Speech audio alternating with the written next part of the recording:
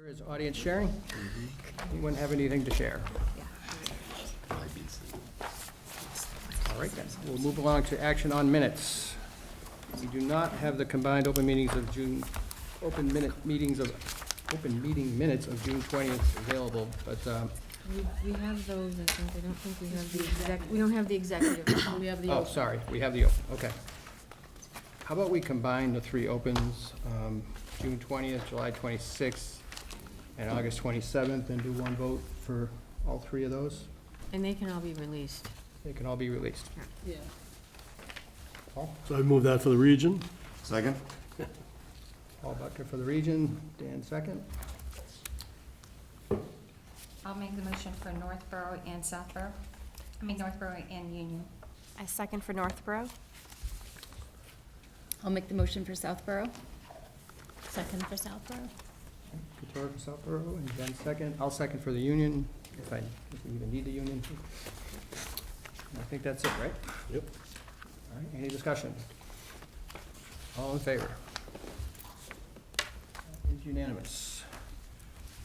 All right, and for the executive session minutes of July 26th, August 27th, these ones we're gonna vote to approve and retain. I think we can do those together as well. Paul? So moved for the region. Second?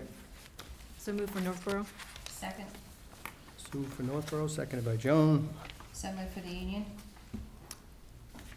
I'll second for the union. So moved for Southborough. Second for Southborough. Couture for Southborough, seconded by Jen. Any discussion? All in favor? And that's unanimous. Thank you. And that brings us to the start time discussion. And, we have some guests. Michelle, I forget who you brought with you, but come on up.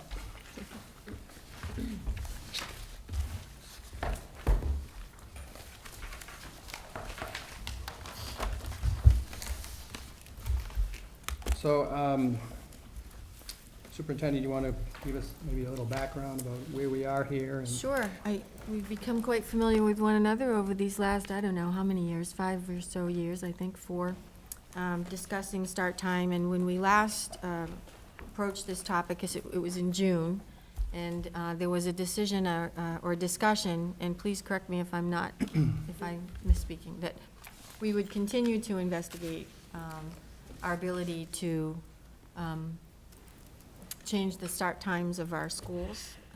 Our two concerns have consistently been with respect to this topic, and certainly we've had wonderful presentations from the Start Time Later organization, and also guest presenter years ago, Judith Owens, Dr. Owens, really sharing with us the importance of taking a serious look at altering the start times of the school day, particularly for the high school students. And we've had many discussions about the importance of really considering that in the work that we do and moving forward. In June, we had talked a little bit about continuing the investigation of the routes. We had wanted some time to work with NRT to talk about whether we could have a 2-tiered process. And then the high school was going to examine schedules. At this point in time, it's clear that we want to continue this discussion and really explore perhaps some other options that we've been talking about for some time. Whether, I don't want to steal your thunder, right? But I know these were certain things that we had talked about. And I'm sure Mary and Michelle would like to chat a little bit more about what they might look like. But that would be to start a more formalized task force that is separate from the school, where we would provide information, support, and resources to support the work of that task force. But it would probably more come under the Start Time Later group than the school. Again, discussion. And also to look at a routing, another lens on our routes. I will tell you, there's been no shortage of bus conversation this year for many and varied reasons. And, I'm comfortable with suggesting that the 2-tiered won't work at this point, at least from a busing transportation standpoint, in terms of altering the start day in attempting to reduce costs. And I do know that Dr. Walsh is very much engaged in talking about scheduling options as well here at the high school, which was the other piece that we talked about in June. Re-examining the routes and then re-examining the school schedule. That work should absolutely continue, not just about the start time issue and only that issue, but because our schedule does need to look at innovative models that are out there and really address some of the other concerns that have come about with the schedule that we have today, that has been in place. Well, it was the schedule when I was here 32 years ago, so it's been in place for quite some time. So it's time to revisit that. And so I think that's what brings us to tonight's conversation, too, is to explore maybe where we go from here and to listen to your input on Thank those you. topics. Thank you. The only correction I would make to what Superintendent Johnson said is that our proposal is for a task force that is led by the school committee. It is not something that Start School Later would do. The path for this is well-worn. You know, Concord did one, Sharon High School did one. Grafton is in the process of putting together their task force. And so, and all those materials are available. There are so many schools that have done a school committee-led task force that creates recommendations for the superintendent. Superintendent reviews them and then makes the superintendent's recommendation to the school committee. But the process, you know, all that, and that's a very truncated description of the process. But there's a lot of work that goes into a report that this task force creates for the superintendent. But, you know, one of the things that we noticed last year was, or we perceived anyway, was that this organization felt nervous about diving into this. For example, at one point, somebody said something about Boston, and there was pretty much uniform nervous laughter around this table. And so we wanted to let you all know, as an organization, the community stands with you. We want change, and we want to do it with you. We are here to support you. And so I'd like Michelle to provide the petition that we have, so that, you know, we can have that as part of the record. And Mr.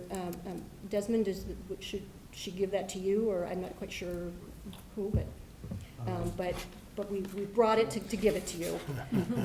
So Michelle, would you like to give that to them? Sure.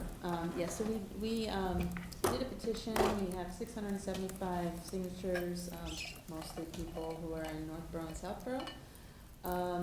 And I don't know, should I read it into the record or just, I mean, basically it's asking for this task force.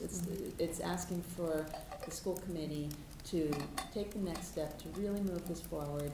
And I think Mary makes an excellent point that I think we want to make this a different situation than Boston, because in Boston, they really didn't have the buy-in of the community, and I think that was the biggest problem to their implementation. They actually had done a lot of the work to try to figure out the busing and everything, but, you know, they made the mistake of having dramatic shifts in people's schedules and not giving them time to adjust to those new schedules, and also having a different sort of urban community where people may have had jobs with less flexible schedules than in our community. We probably have a lot more professionals who might have some more flexibility, but even in our community, I'm sure we have quite a few people who don't have that kind of flexibility. So obviously we have to be really mindful of all the issues that go along with it.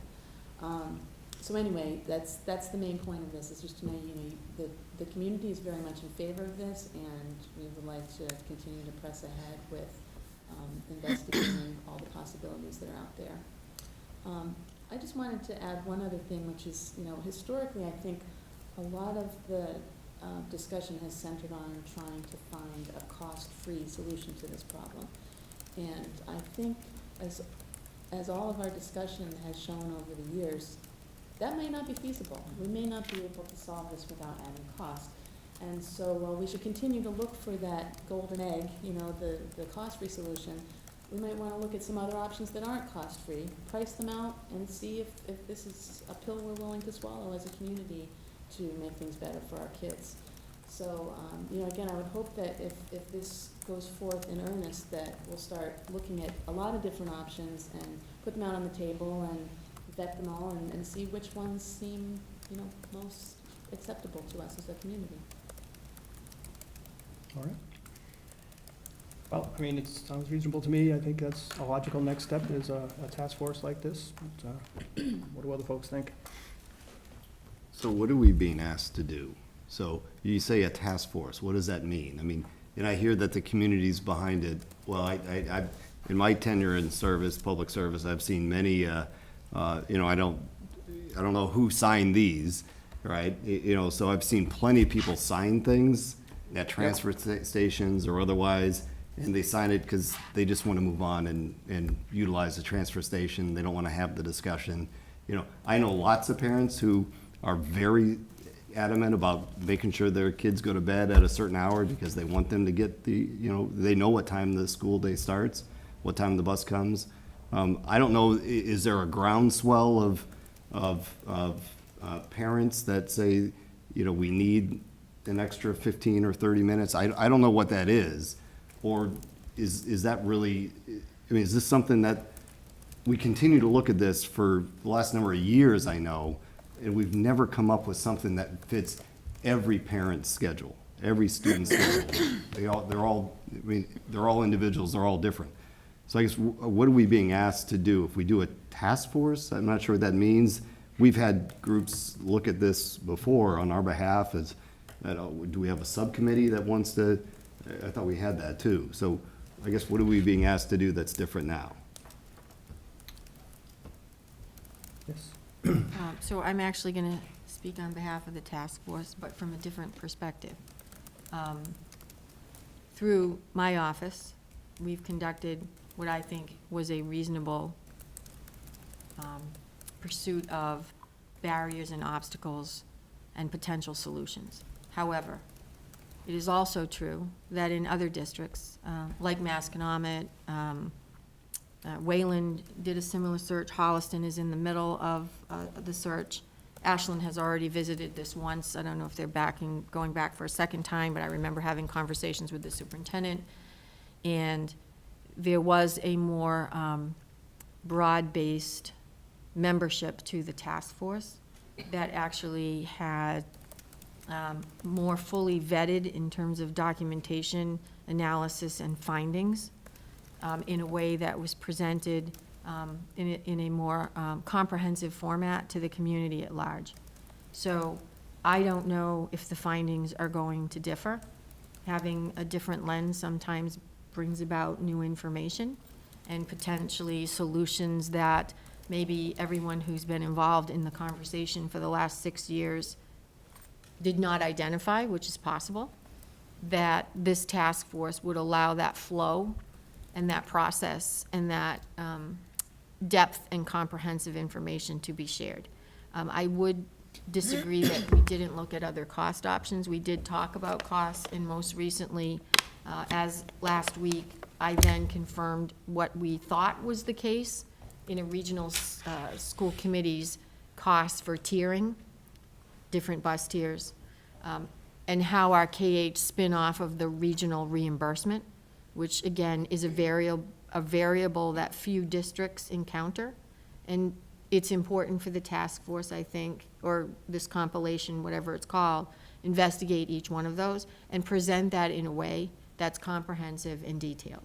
So forming a group this way is very similar to what other districts have done, and it's about the comprehensive nature and the sharing of the findings, which I can't say they're gonna be any different than we've done before. That's why having a new lens, I think the manpower behind that is going to be maybe a challenge for that, and to that I would take their suggestions and look at other committees and how they were formed and what the composition was, and I'm sure they would help advise us as well. We have done a lot of the work. We do have a lot of the findings and the information, but new lens, new eyes, very important If we arrive at the same place, fine, and if we don't, because there's new information shared, and there is a way to do this without significant impact, whatever that means, changing elementary schools, significant cost, but to their point, put it before the committee in terms of recommendations.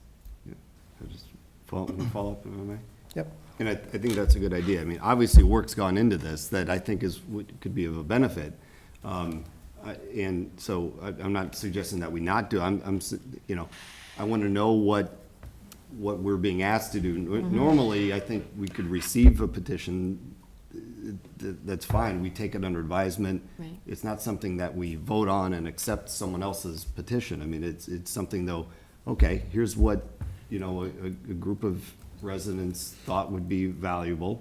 We take that under advisement, and if we think that, yeah, this is a great idea, let's put together a, whether we call it a task force or otherwise. I don't want them to lose all of the work and not have the benefit of all the work that's been done over the past number of years on this, because I think that's very important. And then with that, school start time, I think, is part of the analysis. What are we teaching what are we asking our parents to teach their kids about just wellness and when do you start the sleep process? Is it at 10 o'clock, 11, 12? Or video games and lots of activity right before bed? I mean, we can all teach our kids some habits too of hopefully getting better sleep, knowing that it's condensed. But maybe there's a way to still add some time in the morning, but do those other things as well. Again, if it's cost appropriate. Mary, go ahead. So, I totally agree with you, Mr. Kalenda, that any successful effort in this regard needs to be coupled with sleep education, not only for students, but for parents. We can't make kids go to bed, but that's the parents' job.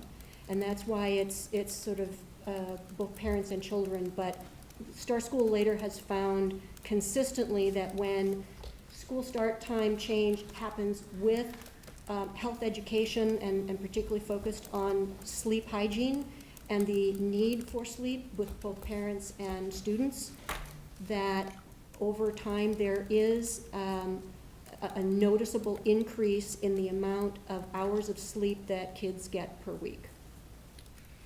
Jen, did you want to say something?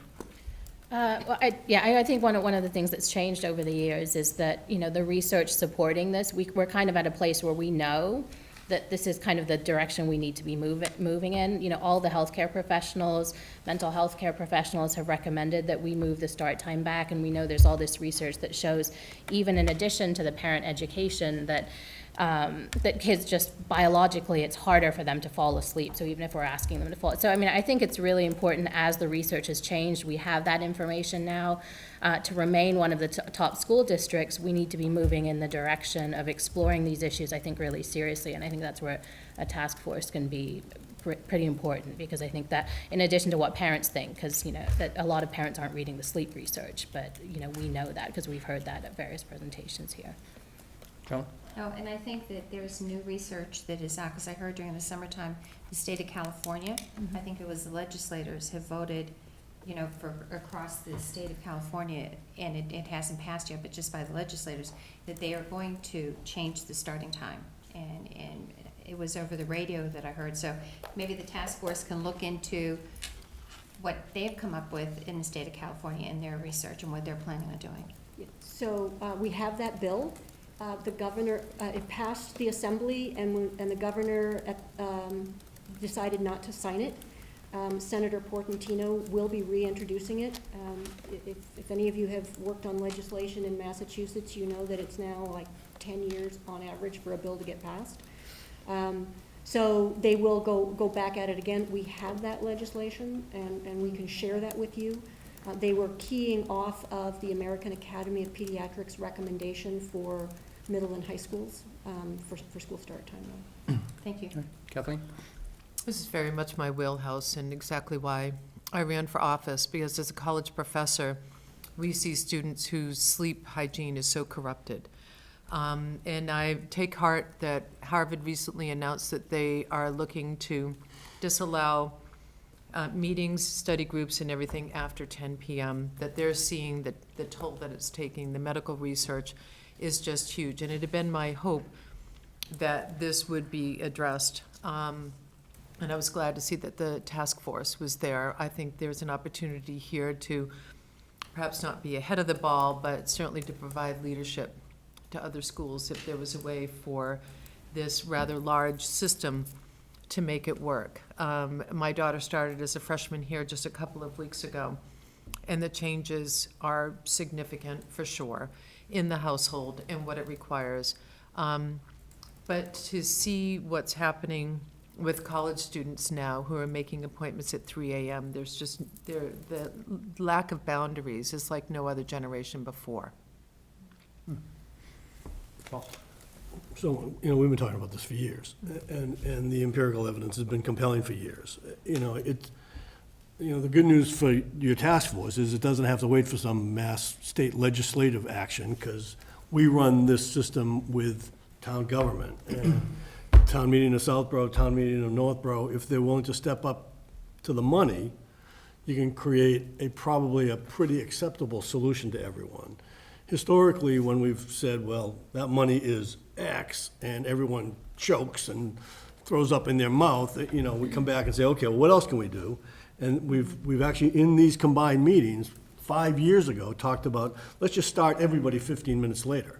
We'll just keep the same buses going the same routes and doing it that way, and it got summarily crushed here by people that didn't want the younger kids to get home that much later. So, I think one of the things that has to happen in this task force is the full involvement of the people that kind of manage the money for the two towns. You'd want, if they're not part of the task force, then, you're missing an opportunity, I think, because your solution's probably gonna be to spend a lot more money. And then get the people that run the town finances to agree with that, and then work, within your school committees, within your SOS, with everything else, to make sure that you get the support necessary at town meeting because there will be a significant change in it's a $750,000 nut, right? Is it not, give or take? It's a lot of money, incremental over what we're spending already, to get enough extra buses to get the younger kids home in a reasonable hour. The alternative of just, let's move everybody 15 minutes, I'd vote on that right this minute, but I'm told it's really an unacceptable sort of answer for the younger school kids to get home Yep. 15 or 20 minutes later than they do already in some neighborhoods, so. To Dan's point, I think I would like you have to read your petition into the record, assuming it's not multiple pages or anything. Well, so let me just, if I may, do we have a practice? I know in other boards and committees I've been on, we do not read things into the record, because once you start that practice, then you will have, anyone who wants to read something in the record, regardless of how long it may be or what it may be about. I'll only make a guess the suggestion question- that we accept it, and then we should accept it, and then we should all have an opportunity to review it and come back at a subsequent meeting. I guess I want to get a better sense then for what exactly you're asking. Who do you envision being on the task force, that kind of thing? I would suggest that I just read the call to action, which is only a sentence, pretty much, which describes how we would expect the task force to be made up. The call to action is that we request that the combined school committee authorize a community task force comprised of parents, teachers, students, administration, and other interested residents from Northborough and Southborough, with the goal of examining possible options and preparing recommendations to the combined school committee. Okay. So back to my point, you need some politicians in there. You need Well, you either need the someone from advisory advisory. folks or a selectman representative or something from the two towns Yep. to buy into it, because I really, unless you're willing to kind of fight the battle of having everybody start 15 minutes later and all of the ripples that causes, you're gonna be knocking on a door asking for a lot of money, I think. Just, For those of us who are new, is there some kind of summary somebody can give of what was found previously when this has been studied? Like, I'm hearing 15 minutes was one option. Was it looked at about there's so many options, like flipping the younger kids and the older kids. Was that studied? Like, can you give us some sort of So I was at idea? one of those meetings, if I could, and, it didn't seem like 15 minutes was necessarily right, but I floated the idea of, well, let's try 15 minutes and see what happens, and, if the world doesn't come to an end, maybe a year or two later, we can add 10 more to it, and, they were really looking for a kind of a larger chunk of time, but, it was, well, can we take it in small steps? And it just crashed. I mean, it never even got, Superintendent Johnson wants to say something? We were actually, I think, up to 30 minutes in June. And I think that was our last conversation, about 30 minutes. And there was some conversations about whether 30 minutes was an appropriate amount of time to make all of these changes for 30 minutes. And I think we were going to go back, and I know this was the conversation. And at that point, the discussion was no longer about 30 minutes. It was about some other prescribed length of time. With respect to what has been found in some of the discussions we've had, and again, always worth revisiting. And this is a summary only to this point in time. We have run numerous scenarios in terms of start times for our schools. If in fact the high school were to move, include flipping about any combination of our 10 schools in 3 districts that you could possibly imagine. We've not only met with First Student, which was the bus company prior to NRT, but also NRT numerous times. So we do have some cost analysis, but I think, as Michelle aptly put this, if it comes down to money, which quite frankly is one of the variables that always comes to mind when we have these conversations. Because of our regional district system, whatever the high school does will somehow impact K-8s. Not saying they start early, they start late, it's just gonna impact them. If we develop a 4th tier, it is impossible to develop a 4th tier with the structure we now have. Look at the buses situations we've just had. It's tough enough to get to the 2nd tier and the 3rd tier with the routing that we currently have. Which would mean then, and I verified this last week, but again, if it is the will of the committees to form this task force, encourage them to revisit the financial aspect of it. Basically, as long as the driver doesn't leave the bus, and it's the same bus that's picking up tier to tier to tier, because of the regional school district transportation reimbursement, which none of the districts you've mentioned tonight, except me mentioning Masconomet, has this reality to deal with, which is the regional transportation piece. Our buses at the K-8s are basically half price. So if we were to create another tier, because that driver never leaves the bus that he's in, we're getting sort of a reduction in cost, almost 50% reduction. So in Northborough, double their bus cost if they were to put on their own tier in their own route, and in Southborough, double the cost, pretty much, if they were to put on their own tier. So I said, well, what if the bus driver never gets out of the bus 4 times? And they said, that's not even feasible. I mean, besides the exhaustion piece and trying to get to all of these schools, I mean, we're having difficulty now trying to get to it, which even though this summer was painful, it also gave us some great information about what was and wasn't possible with the buses that we now have. So that's pretty much the standard response, whether it was First Student or whether it was, NRT talking about what's the reality of the bus driver movement and the cost. So it's come down to 2 things, Jess, which has been impact on K-8s for us in our conversations and the cost. And, those are the things that we have to have serious conversations about. What does that look like in terms of acceptability in the community? Kathleen? Thank you. I think it would be helpful for the community to be educated about what the sleep research means and not have it distilled. Let them see it for themselves. So community reads and community viewings of the film Sleepless in America is a good compilation by National Geographic that by using science, we could keep our eye on the prize, to look at the tough issues, whether it's the organization of the buses and therefore the cost, because I've been to enough town meetings to know of the reaction, no matter what the money is for, that comes from people. And we certainly want to minimize that and with as much pushback. And I always feel that standing on the shoulders of science, keeps us moving forward through difficult conversations. Jen? I think also, that, you know, thinking about a task force is that what I would think would be helpful about it is not, it's not going to say, you know, we're gonna spend X or we're gonna go to town. So even going to advisory, I see as a second step. You know, the task force really explores what are the options? How many options do we have? How much will option A cost? How much will option B cost? You know, what are the barriers to option A? What are the barriers, et cetera? And then give us a real example as opposed to just having different committee members say, well, what about this? What about that? Actually have a systematic way of looking at these things and then be able to make our decisions and actions based on that report.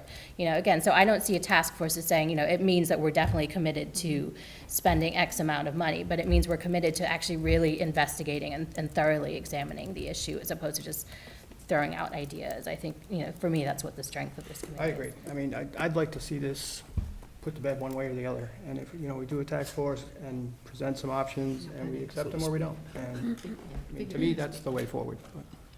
Lauren? So, you know, say we have this task force, and just like what Jennifer said, we sort of look at all those options.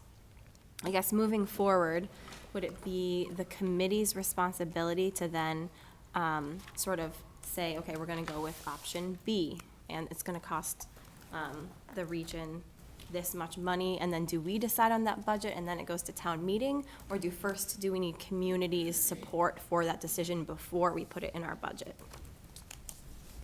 I think what Michelle said was they would come up with recommendations for the superintendent. The superintendent would mull them and present, you know, what she thought was the best ones to the school committee. I guess you could do it either way. But, yeah, I don't know. If it's $750,000, you just put it in the budget and go to town meeting and hope for the best. Or they do a warrant article that's Or they do a separate to warrant fund more buses. And it then isn't in the operational budget, it's a separate warrant article. The towns decide to move forward. Mary? One of the additional, Michelle pointed out some mistakes that were made in a very public way in Boston last December. One of them is they only had one option. And the other mistake is they didn't take that one option out and basically go to the neighborhoods and you know, talk to people about it and get their input. I strongly urge us not to do those the way the Boston did. First of all, have more than one option. There's lots of ideas, and we should, you know, then go and have those community input sessions. Because if I analogize to what I do in my day job, when you have difficult change that you need to put forth, you need to bring people along. You need to have them understand why. How did you get here?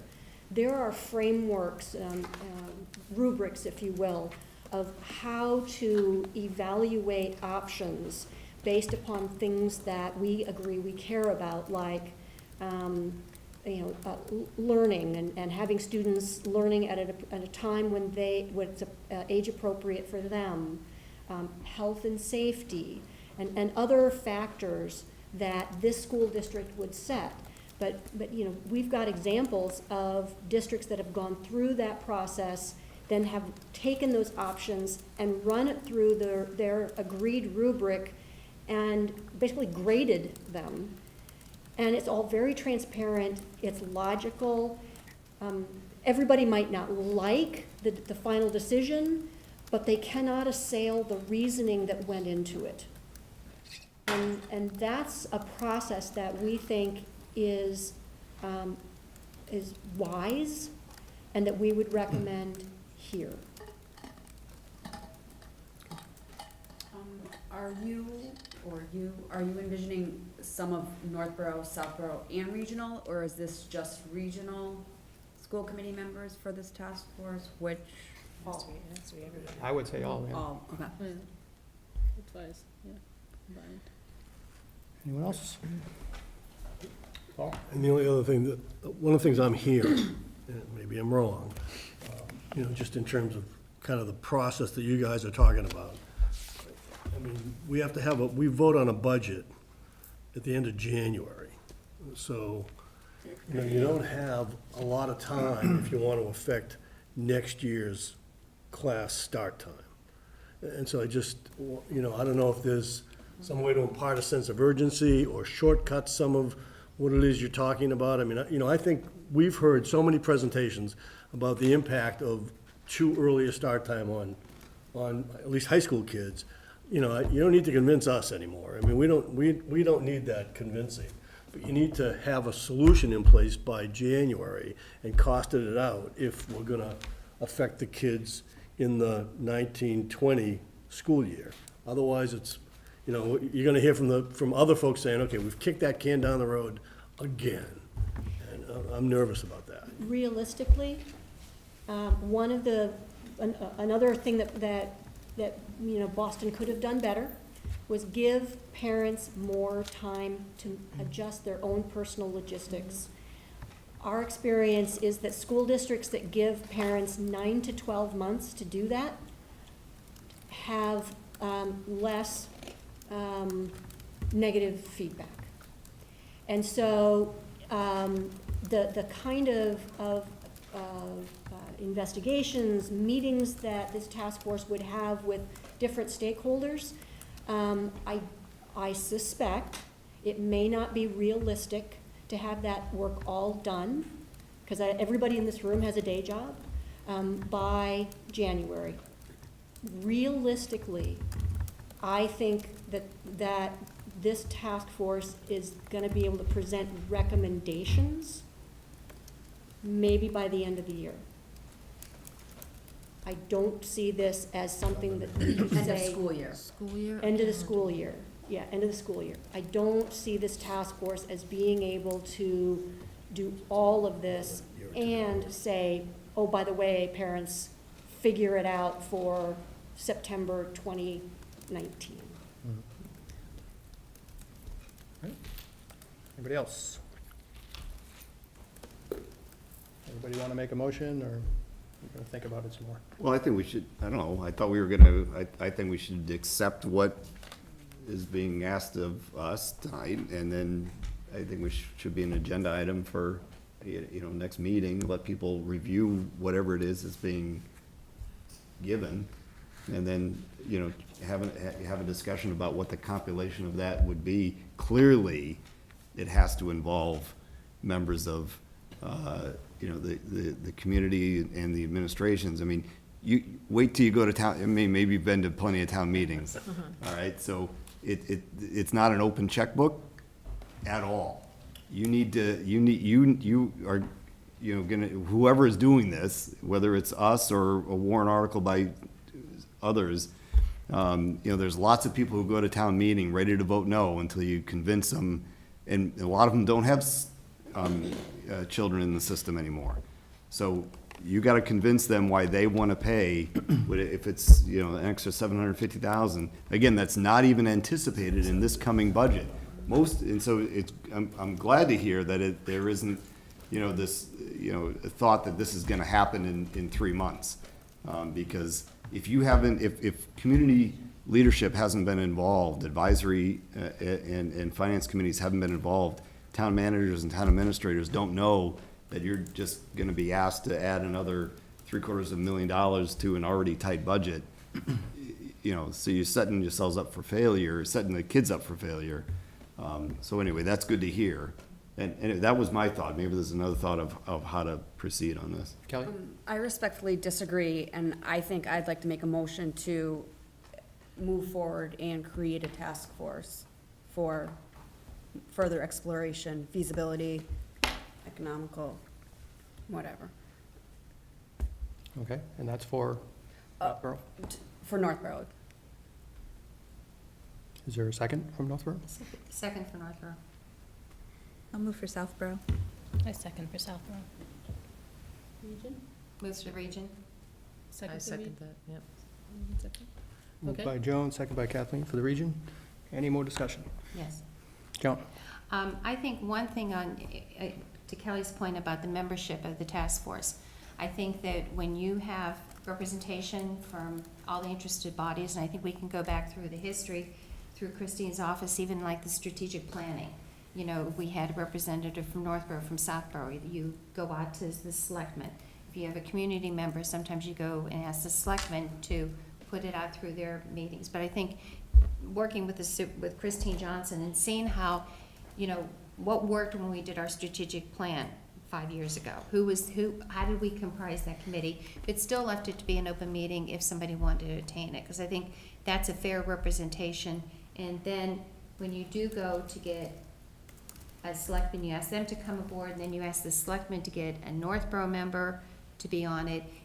You know, even if it's a senior citizen, they may be affected, okay, watching kids, that type of thing, their grandkids. So, but I would definitely, for the membership of the task force, my recommendation is go through the superintendent's office and find the history of how we've had the membership comprised. When, Yeah, I agree with Joan in that a lot of, to the history of things, big money and ticket, and, you know, Dan and Paul have said the same thing. And all, you know, when we've had success is when we've had that full representation, you know, just in really getting the people that would be maybe why we have to just spend this money, you know, they might be no's, and they were educated on it through the process. So, you know, we formed the task force with, I don't know how many members do we want from each committee, you know, we have to discuss that, but, and then go out there and get, you know, see if Board of Selectmen from each town would serve on it, and, you know, and we did that with the naming committee in the regional school committee. And it sort of brings in the community as a whole, which helps on the selling process, because the people on the committee will help communicate that with people they know. Yep. Christine? So just a little bit of logistical, where do we go from here? Yeah. Because whatever vote is taken tonight, the combined does not convene again until December. I'm glad to hear that, you know, the conversation is about, it can't be done this year. We've said that many times before, that it cannot be achieved in, you know, 3 months, and implementation is certainly within a year from the start of whatever new initiative or direction we take with this conversation. But in terms of where do we go from here? If the committee is approving this, the formation of a task force by vote this evening, then the school committee, the committees did appoint a liaison to the start time discussion last June. Is it that school committee member who will be working through the superintendent's office to form the task committee, as we've done before when we've had full community-based groups form, like the strategic plan and, you know, many of those other broad-based discussions? So I would love the committee to take some direction tonight to inform what we need to Yes. do next. So There are a lot of Good point. examples about the task force. They're out there on the web, you know, we Who just is have that to search it. liaison? Kathleen Pelechko.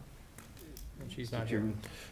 This is exactly why I wasn't looking to vote on something tonight. I don't normally see that we receive something, you know, we get some input, we receive something. You know, there's nothing in here, it just says start time. It doesn't say, you know, discussion and, you know, the board may vote, as it does on the regional agenda we're about to get to next. I would love to actually do some analysis and look at it and get input about and maybe input comes to the chair as to what we think, how this thing should be comprised, and then have a discussion if members of the community want to come to that next month. That's why I'm not saying we don't do it, I'm just saying, let's put some thought into it before Yeah, we. I agree, but I mean, like Christine said, that means waiting 3 months.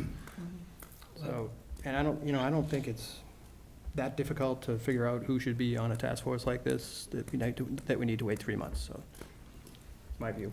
Paul? So I'd agree, we don't need to wait 3 months, but, you know, I don't see why, you know, from the whole logistics thing is kind of, you know, I don't see why we couldn't vote tonight to authorize the superintendent, the chairs of the 3 school committees to kind of get together, work with the Start School Later folks to come up with an ideal sort of task force representation that could then be brought to the 3 separate school committee meetings next month and voted on, once we've had a chance to kind of, you know, digest the petition and kind of better understand all the, kind of the workages of what this task force would be asked to be doing. And, So you if know, I that think- were a motion, I would support that motion. Yeah, okay. We have a motion on the Well, we have one on the table. I think if you're looking for Yeah. us to come back with viable options, as we talked about, it's nice to have multiple options. The composition of a task force may differ somewhat because we're not a single district. So, if that is what the committee is asking, then I would spend time, our team, with looking at what regional school districts have done that are multi-districts. What is the composition of the task force that was formed? There are, as pointed out, a lot of information available. The Start Time Later group just shared with us that it's not their, in their purview to sort of spearhead this, but really want to be a participant. So clearly, we'd want a member there from, if they would like, to send someone and be part of that, or two. But I think we need a little time. If that's you're directing my office to do this, then I would love to be able to look through the various compositions of the task force and bring it back to the committee with some options and saying, here's some options, take a vote on the composition, which can be done in, a couple weeks' time. And we've had multiple combined meetings before.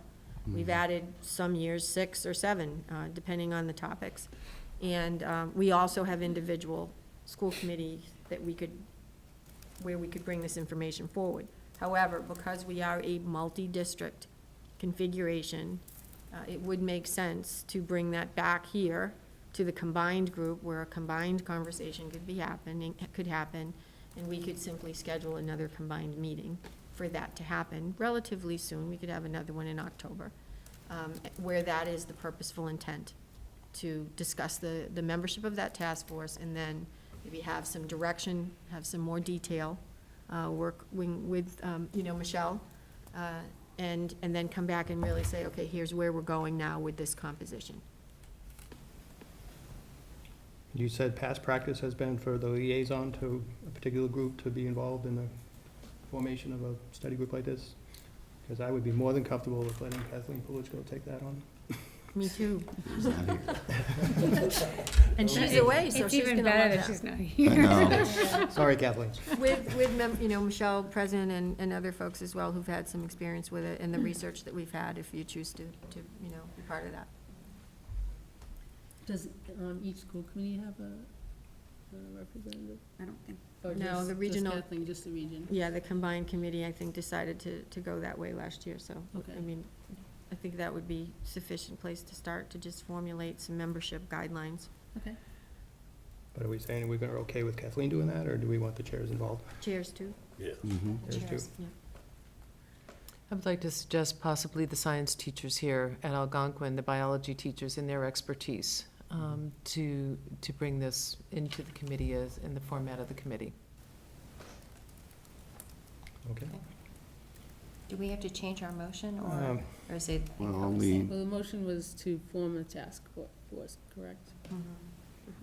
to move forward with forming a task force versus delaying it until the next combined meeting. But if we are gonna have a new combined, if we're Yeah. gonna have them, And I mean, if we're gonna come forward again in a month or so with the task force, then I guess we Just we can vote Have yea or nay then. amended, or the motion, amend the motion, or just rescind and do a whole new one? Can't we just move to accept the creation of a task force and then approve the members of the task force next meeting? That's what I'm thinking. yes. Okay. All right. Perfect. In which case, we can vote, if we're done with discussion, So wait, how are we doing this again? So we're gonna have a task force, but we don't know yet. We're gonna have, We're voting- another time, we're gonna discuss who's on it. voting to move forward with the creation of a task force, and we're gonna work on that for some period of time, and when it's ready to be presented, we're gonna have another combined meeting, where we're gonna say, this is our idea for the task force, and we're gonna vote yea or nay on that. So it'll be the 3 chairs and Kathleen working together with Christine. Correct. And maybe these, And the start time group. We have our emails. Yes. super. There are also health and wellness, there's a health and wellness subcommittee. I don't know if it's for each of the 3 boards. So I think that would be the charge of the membership, and, Kathleen's made some great suggestions for us to consider as part of the broader task force membership. Yeah. I'd also suggest members of extended day potentially, because they would be impacted by any possible options.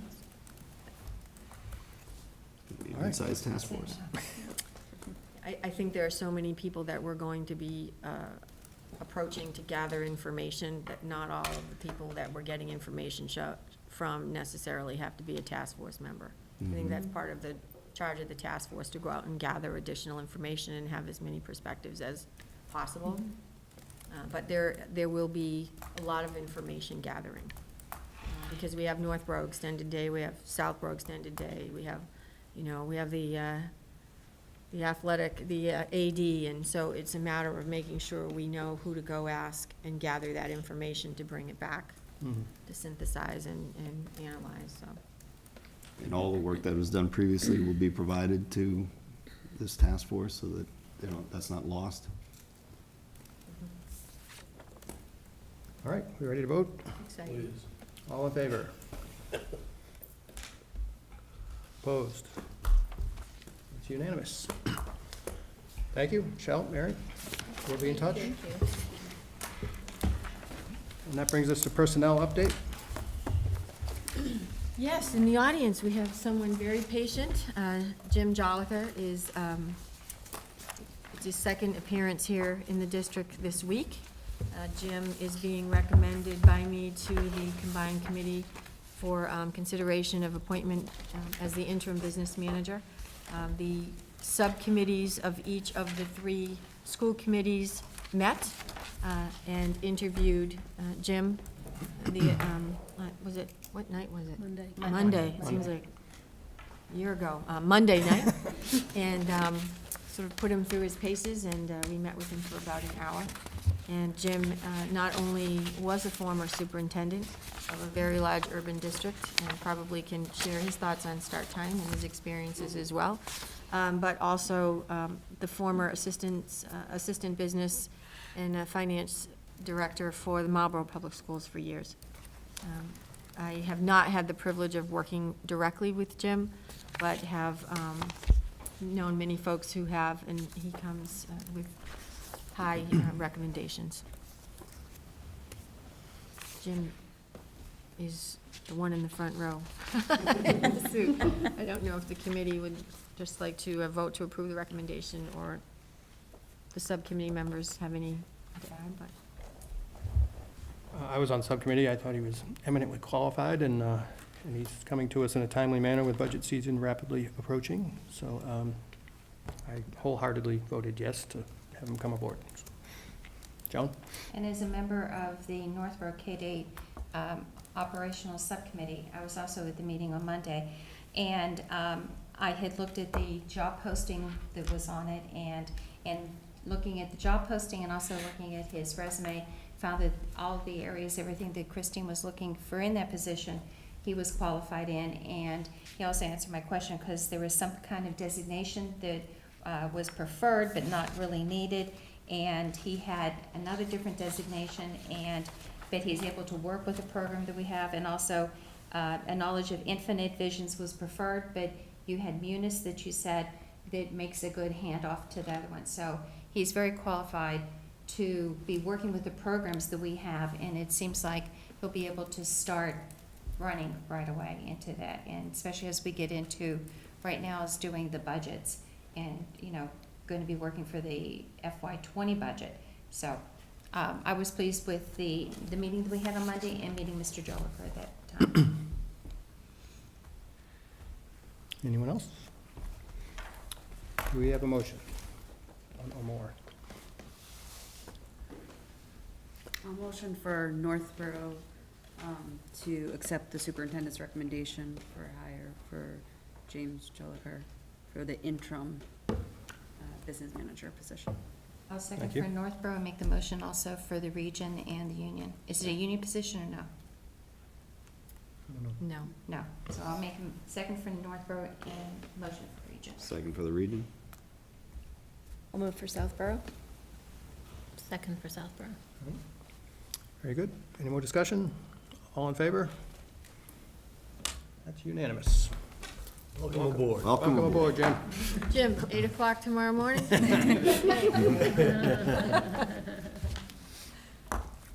That brings us to the coordinated program review update.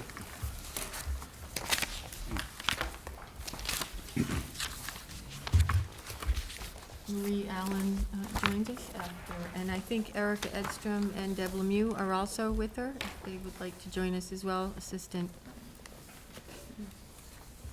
Special Ed Directors. We've just completed, is it, Marie, every 5 years? 6. Seems like every 2. The Coordinated Program Review Audit, which covers civil rights, special education, and English language education as well in the district. And Marie was present at each of the 2 school committee meetings that we've had already and gave us a little snapshot of the successful completion of this review, and asked her to join with us. In your packet, you will have your specific district's portion of the coordinated program review, because we're 3 districts, everything's times 3. And the findings differed slightly for each of the districts.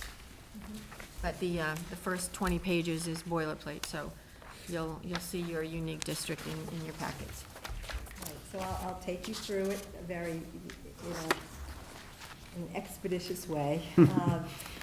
Each school committee has the packet that is for the district that you're from. So, what a coordinated program review is for when the Department of Education audits our special education, civil rights, and English language learners' practices. So we have many indicators that were reviewed. So on page 10 of 19 in most of your packets, you will see all the criteria that we were evaluated on. I believe it's in 10 in most, no, it's 10 for Northborough and Southborough Regional School District. It is 10 for Southborough. Okay, so it's on page 10 for all of them. As you can see, we have lots of indicators in each of the categories, and we have successfully implemented the majority of the indicators for special education, for civil rights, and English learner education. When we met, and these are the final reports for each district, when we met with the Department of Ed to review the process for submitting corrective action plans for any of the indicators that we had partially implemented, it was noted that, and these are quotes from our Corey Steinman, who took us through the audit. He said, "Congratulations on a clean report. There's really nothing I can do to help you. You already have great services and programs." So he was very pleased with the outcome of this, of the findings. And he kind of took us through what we needed to do to submit our corrective action plans. We have submitted corrective action plans for, if you look at, we'll do Northborough, Southborough Regional School District first on page 10.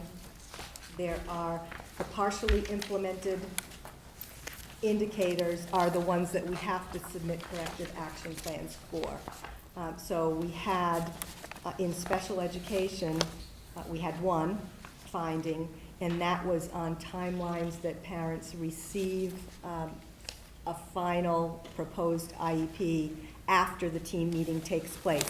Every parent leaves a team meeting with a draft IEP with all of the notes from the team.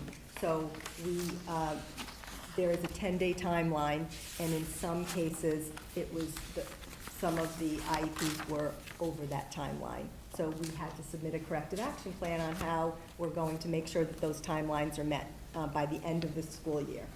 Similarly, the civil rights, we had 2 indicators, 17A and 24. One was on policy, and one was on the rubric. Okay, so we've the curriculum rubrics. So those have also been submitted for corrective action, and then we have the ELE indicators in 2 areas, and one was about SEI endorsements, and we're still working in the district to make sure all of our teachers are SEI endorsed, et cetera. So very minimal indicators that we need corrective action plans on, and the best CPR review that we've had in our district. So we were really proud of that. In Southborough, we had 100% compliance on all indicators for special education and 2 of the same indicators for civil rights, and English language, English learner education was just 1. And then in Northborough, we had 1 indicator in special education because in one school we had an OT, an occupational therapist and a speech and language person sharing the same office space and giving instruction to students in the same room. That apparently is against regulation. So we submitted a corrective action plan to separate the 2 spaces, and it's actually already been done. So those people have separate spaces already this year. But we were okay on all other timelines and criteria. And then the same for civil rights, 17A and 24. And then for English learner education, the same 2 as in the Northborough region, Northwest Southborough Regional School District. So it was a 2-year process. We did a lot of uploading to the web system to upload all of our evidence for every one of those indicators. So you can imagine the amount of work from everybody in all of student support services to put that effort forward and make sure that they had a good feel and evidence for what we do as a district. And then they also came on site last year and audited us, so they came and inspected additional records, so that was another year. And then now it's just the corrective action cycle. So we're doing really well. We've already submitted the plans, as I said, and they will be completed by the end of the school year. They have to still be approved by the Department of Ed, and we can certainly answer any questions that you have with those once they're approved and they've been submitted. Any questions? Yes? Joan? I have several, so I'll just do 1 or 2. I was curious, you're done with the 2-year review? Yep. Okay, so when's the next one going to begin? It's going to, well, the next one is not in 6 years anymore. The Department of Ed has changed the way they do the audits. So every year we'll be given a small section of these indicators to submit and report on. We haven't heard yet. I think we get a year off. We get this year off. So it would be next year that it starts again, and we have to wait to see which ones we'll be asked to do. But they're changing all of the way things are measured, only because you see how intense this is and how much work has to go into this every 6 years. I thought maybe you get 6 years reprieve or something, for, like a teacher going for their licensure, you get some time off in between. So you're going to do a small part then. Yes. Every year. Every year, not this year, but starting next year. They will give us a subset of these that we have to submit evidence for. So it's supposed to be much more manageable, and we're waiting to hear what that is and what cohort will be assigned to. We still don't know that. Can I, David? Sure. On the SEI endorsement, what district was that they wanted to have a higher level percentage of teachers completing the course? It was only one. That was 14, correct? Rhoda would know. Okay. They would like in the 3 districts, so that's ongoing. I mean, it's an initiative that the Department of Education knows that it's going to take several years, but they said most of the teachers are endorsed, but some are not. So it's an ongoing over the next several years until all teachers are endorsed. So could you just explain, I had the endorsement, so, and I think it's sheltered English immersion? Yes. I still got it? Yes. I think for the new members, if they would just understand what that is, because that is a very intense class that the teachers have to take that lasts about 6 months, and you're there from anywhere from 5 to 9 o'clock at night, one day a week. So it was the Department of Justice cited Massachusetts for not preparing all teachers to work with English learners, the core content teachers. So the initiative started, we were offering the DESE-approved course here in our district as soon as we qualified to be able to do that. Algonquin had 2 years that we were able to host it for free, North Run South for 3 years.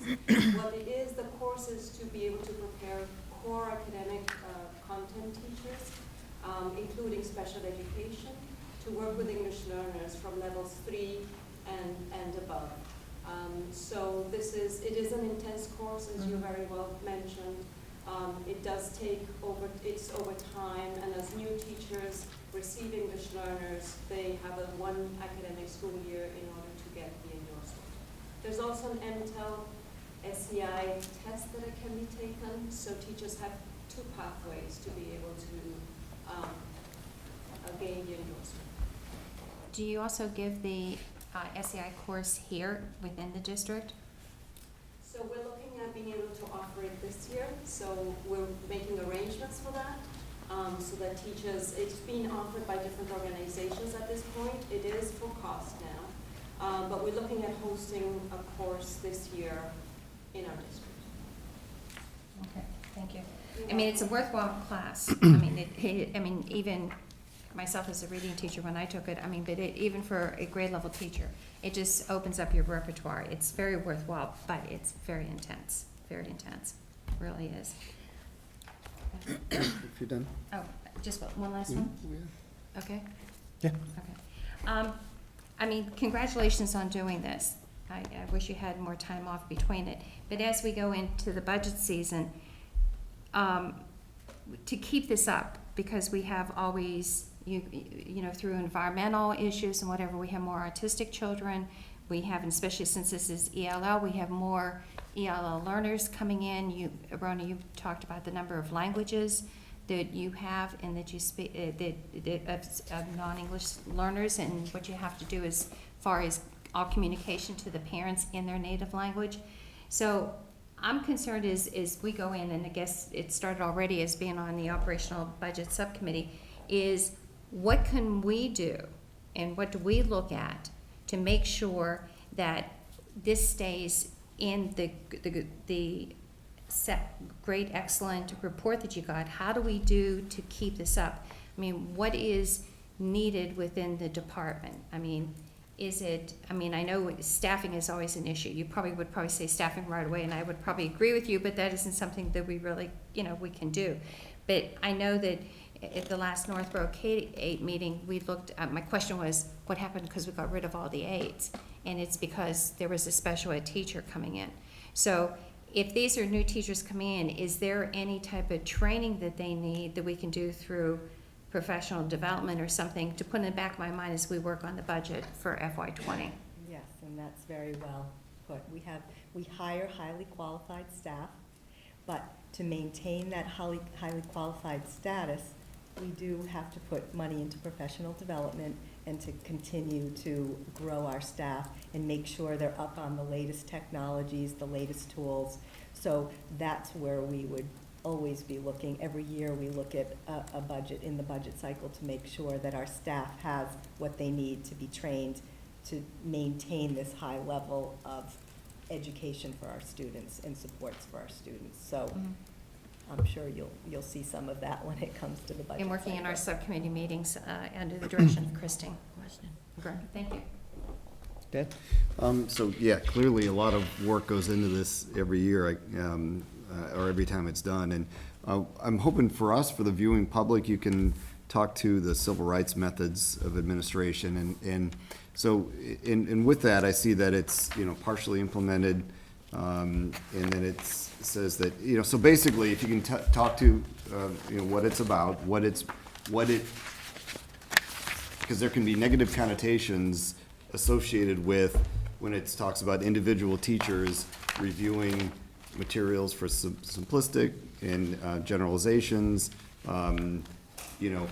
There could be that connotation of, all right, are teachers being asked to rewrite history? Are there guidelines from the commission that they have to go through every single bit of material that they put in front of students, you know, what are they being asked to do? What guidelines are they given? What is the positive intent of doing this? I mean, what are the good things that come out of it, and and just as importantly, what it's not? I mean, what are teachers not being asked to do in terms of, again, I get those questions about, and we've seen it in the news, of, you know, are people being asked to rewrite history or change novels, or, I mean, what does it really mean of the positive things that you folks are doing? For the curriculum, that's the curriculum component. The other one is, the 17A is just policy. And that has to do with, and Greg probably could speak more detailed about this, but it's really, that was about our de-escalation and restraint policy. And it was that piece, there was a piece that was missing because standards have changed since we wrote the policy. So that's just like a little ad, and Greg can talk about that. So I was looking at page 15 of Yeah, 19, so- maybe I have the wrong So reference. we do have rubrics to evaluate, textbooks and curriculum materials from a systemic perspective. So when we're doing a curriculum adoption, we do look at, gender bias, demeaning generalizations, we look at rigor. There's all sorts of criteria to make sure that those materials are the best materials for our students and support the work that we want to do. Where we need more work is when a teacher is selecting an individual lesson or an individual instructional tool, to make sure that there is some training around making sure that they are looking at those tools and resources that they're using as an individual teacher through the lens of gender identity, demeaning stereotypes and generalizations, to make sure that they are appropriate to use in the classroom. Right. So- I guess I'm curious of, when individual teachers are all being asked to do this as individuals, I Yep. mean, what kind of guidance, and who's So we giving are- them that guidance? Does the state give them that guidance? Here's what you can or cannot say in a learning material here, who gives them that guidance? So the same type So of. that there's some uniformity as So the well. same type of rubrics and evaluation tools that we use to evaluate textbook purchases, for example, we are creating a training module for teachers that they can go through and apply the same type of learning to their individual materials. So it's complex, it's not easy. It's something, we talk a lot about cultural responsive teaching. It's a whole type of way of thinking, and we need to apply that at the individual teacher level. So we are actually in the process of creating a training module. We're going to roll that out this year, and then we're going to be working with teachers on how to implement that when they're designing and developing their own teaching materials in the classroom. Thank you. Anyone else? All right, thank you, Marie. Congratulations, that's really fabulous results.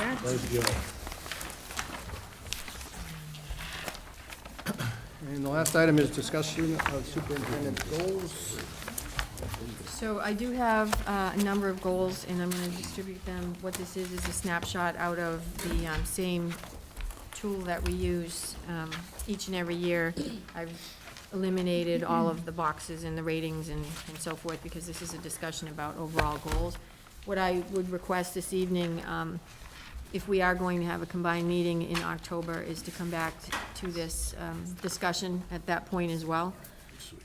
But I just share these out for your general review this evening. I can go over each one of them individually with you if you would like for me to do that this evening. But I do think there might be a necessity for us to revisit them in greater depth next month. Yeah, I would think we can just digest these and return to them next month, if that's okay with everyone? Great idea. All right, Thank you. very good. I don't believe there's any other business, so we can entertain motions for some of us to adjourn. Namely, Northborough and Southborough. So Joe? moved for the region combined and Nope. Northborough. Not region. Oh, You sorry. get another, you get to stay. I so moved for Northborough and combined. Recess. Wait a minute. So move for just Northborough and Union, did you mean? I did, yeah, Union. Okay. I said combined, I meant Union. Keith, what was it? I seconded for Northborough. And the Union? Sure. I'll move for Southborough. I'll second for Southborough. All in favor? And Northborough and Southborough is adjourned, and the Union? Short recess? We have like 5 minutes. 5 minutes, 5 minutes.